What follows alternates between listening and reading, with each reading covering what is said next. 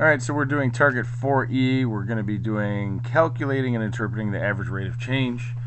And we're only doing one video for this. We're not splitting it up into 2 days, so it may be a little longer than normal, but I'll do my best to keep it short and sweet. Let's start off with learning goals as usual.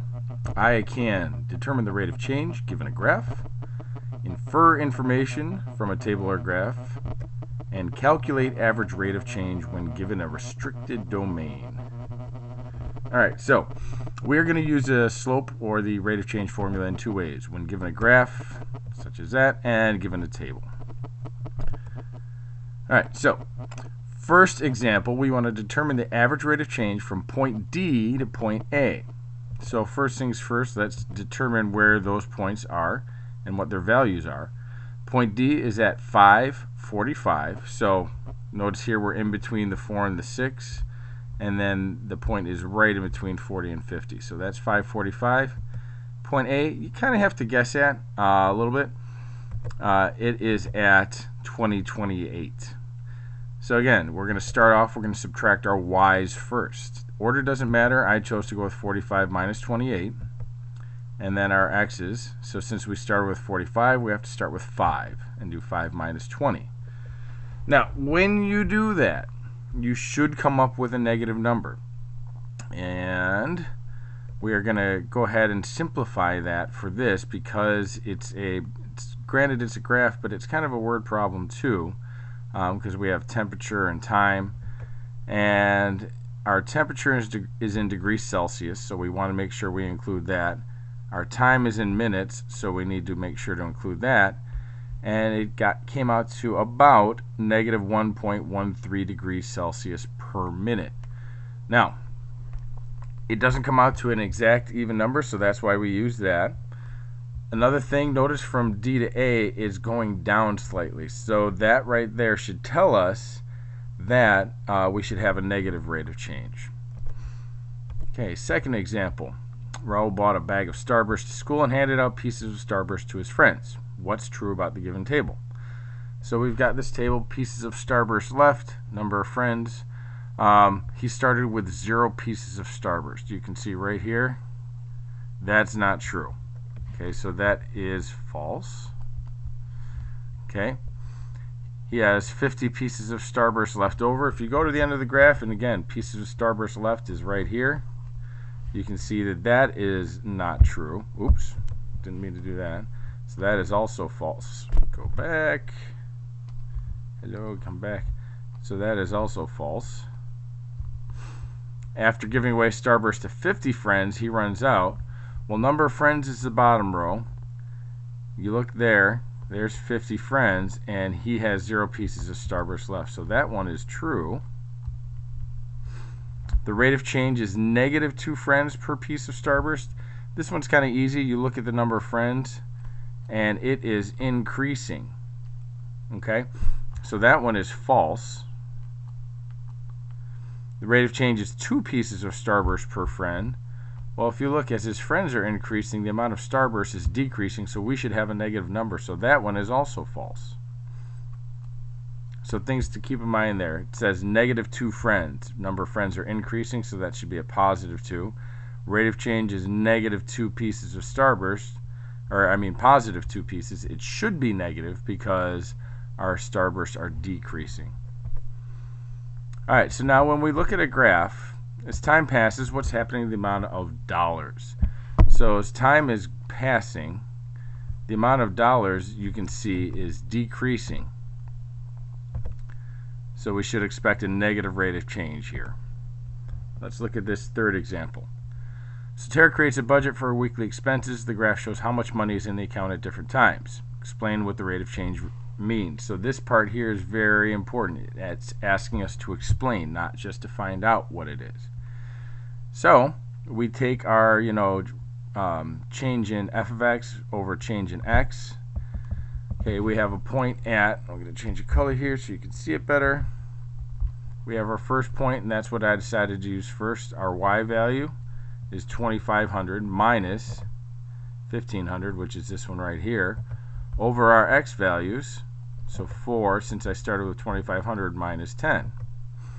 And again, it's going down, so I should expect a negative number. This is going to give me a positive 1,000 over a negative 6, so I just move that negative sign out front. And we go ahead and we would have to round that as well, because that's not going to come out evenly. We don't want to say the amount of money is decreasing by negative 1,000 over 6. That just doesn't sound right. So we actually go ahead and figure that out and calculate that amount.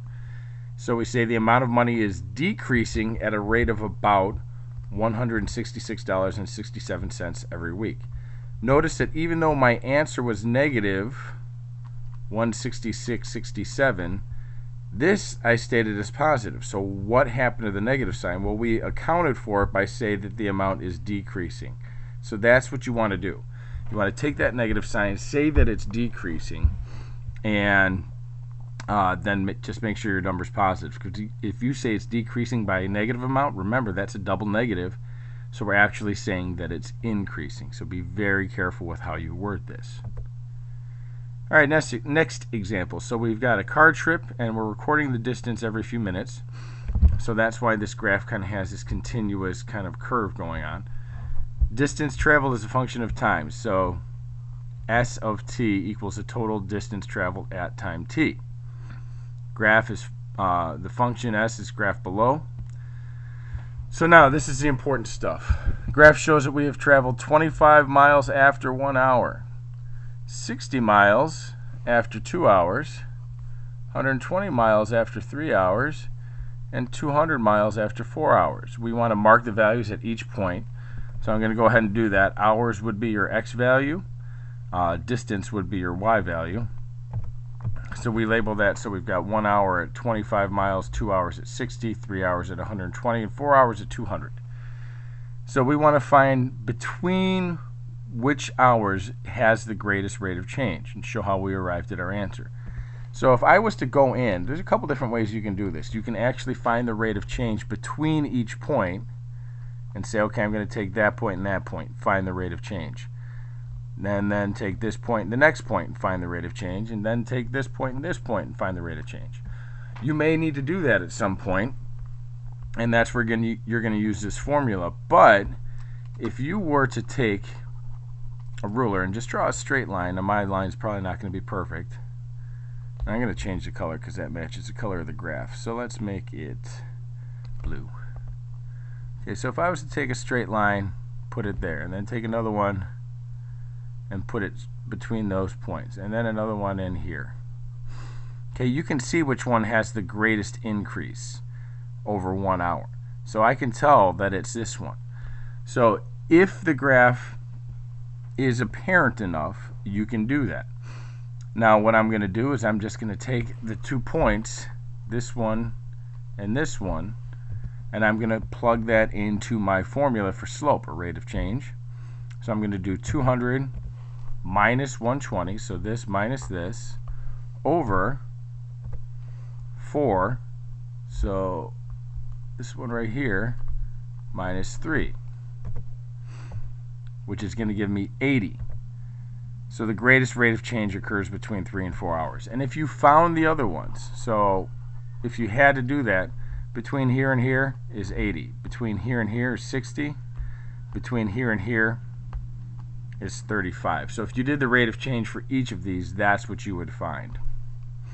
And then, of course, it's not asking what that rate of change is. It's just asking to show, or to say between which hours has the greatest rate of change, and to show your work, which I did here. All right, last example. So we've got the graph of the function y of x. We want to determine the rate of change for each interval given the following 5 restrictions on domain. Show how we arrived at our answer. So I'm going to go through and I'm going to show for most of these. So right away we've got between when x is greater than or equal to negative 4, so right here, and x is less than or equal to 2. So we're talking about just this area here. Okay, so we're looking at this point, and we go to where x is 2, and this point. So this point is at negative 4, negative 3. I don't know how well you'll be able to see that. and this point is between positive 2 and negative 3. So I've got my points, and I just plug it into the slope formula, rate of change again. So I would say, okay, so I'm going to take my y's, negative 3 minus negative 3, over my x's, which is negative 4 minus 2. Okay, remember, negative minus, or a negative, and then you have, if you subtract a negative, that's actually adding a positive. So we have negative 3 plus 3, which of course is 0, over negative 6. Now, 0 divided by anything is still 0, so the rate of change here is 0. Okay, and then you would go through and you do that for all the rest of them as well. So between negative 2 and positive 4. So basically, if you want to just shorten this up, so negative 2, my point is right here, and positive 4, I go to where x is positive 4, and I mark that. Okay, and then I take those 2 points, which are, we are at negative 2, positive, or negative 6, and positive 4, positive 4. So I'm going to take my y values and do 4 minus negative 6 over, and since I started with this 4, I have to start with this 4, 4 minus negative 2. Minus a negative is actually adding a positive, so 4 plus 6 is 10. 4 plus 2, because it's the same thing, is 6, and that simplifies to 5/3. So you get the idea. As you go through and do each of these, you're just going to highlight those points, or not highlight, circle, highlight, whatever it is that you want to do on the graph, and from there, all you have to do, so again, 1 and 2, so I've got the points, oops, let me get my pen back, 1 and 2, so for that I'd use points 1, 1, and points 2, negative 3, which would give me a slope of negative 4. And then I'd go and I'd do that time and time again for each of those. So I didn't show you how to do the last few, so see if you can come up with the same answers I did. Just try a few on your own, do those. If they match up with what I have, great, you did it right. If not, make sure your y's are on top, make sure that you're being aware of your signs, positive and negative and whatnot, and that you're doing it in the correct order. So, tips for target 4E. 4E is all about formula for rate of change. So, learn it, live it, love it. Okay, maybe not that last one. Again, there's the formula. So the numbers don't necessarily mean anything. The 2 and the 1. All that means is that if I'm going to use a certain y, I have to use the same x to start off with. That's all. All right. Hopefully this wasn't too long for you guys, but that you took good notes as well. And we will see you next time in class.